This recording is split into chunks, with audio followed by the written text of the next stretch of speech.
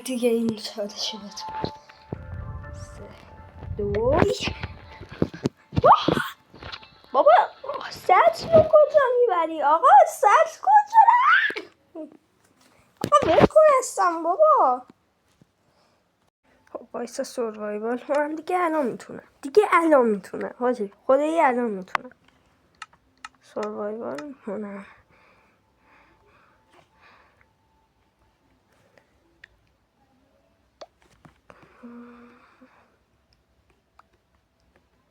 وای وای وای وای وای وای وای وای تونست حالا میریم اینجا، میریم حالا آسیا، میایم حالا اینجا ایران. خب تو دنیای واقعی میشه گفت شهر من اینجا، یعنی استان من و شهرم اینجاست.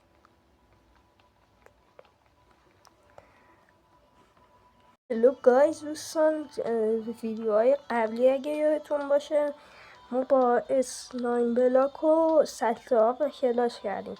حالا میخوایم بریم با بلاک گندم کلاش کنیم. لطفا ویدیو لایک و سابسکرایب کنید. خب بریم برای کلاش. خب اول اینو میندازیم.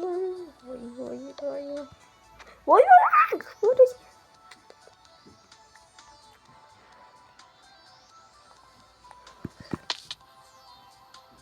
خب دیگه این دفعه رو مردم متاسفانه.